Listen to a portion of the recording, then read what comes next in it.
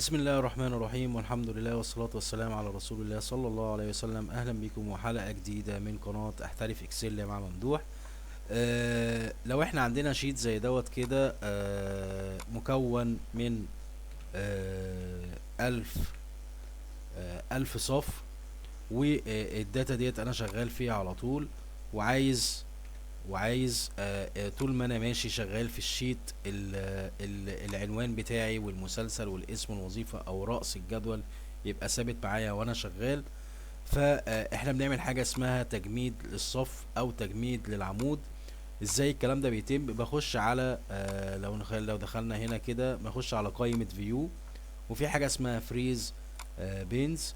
هنا بيقول لي لو انت عايز تثبت العمود والصف، هلاقيه هنا عامل لي جدول صغير كده مظلل لي فوق اول عمود واول عمود واول صف. فلو جيت دوست هنا على الخلية دي مثلا، رحت عامل كده، هلاقيه عمل لي خط كده وخط. لو جيت مشيت كده، ده اول عمود.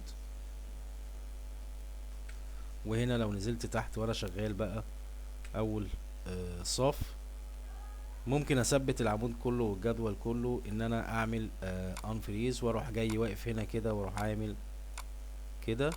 يبقى انا لو مشيت كده الجدول بتاعي ثابت، لو نزلت تحت الجدول بتاعي شغال زي ما انا. تمام. لو جيت هنا في برضو في الفريز، في فريز تو برو ان انت تثبت الصف لوحده، وفريز فيرست كولوم ان انت تثبت اول عمود. تمام. طيب ده بالنسبه وانا شغال في الشيت. طب لو انا جيت اطبع الشيت، عايز اطبع الشيت زي كده، و لما باجي اطبع بيطبع لي اول صفحه بس فيها المسلسل والعنوان. طب انا لو عايز اكرر العنوان بتاعي او رأس الجدول بتاعي في كل صفحه، اعمل ايه؟ هنيجي نرجع تاني كده،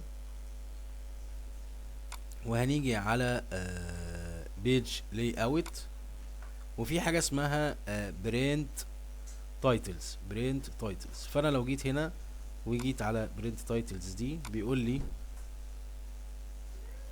انت عايز تخلي او تثبت اني جدول، اني صف. فانا اقول له رو تو ريبت ات توب، انا عايزه يستمر معايا فوق، وهلاقي عامل لي بالسهم كده، وهقول له اوكي.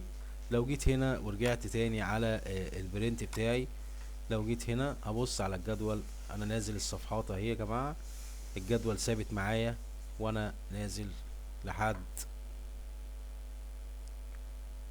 لحد اخر حاجة. ده كان موضوع حلقتنا النهاردة. ارجو ان يكون الفيديو عجبكم. وفضلا وليس امرا، ما تنسوش دعم القناة بالاشتراك في القناة وتفعيل الجرس. وشكرا جزيلا لكم، والسلام عليكم ورحمة الله وبركاته.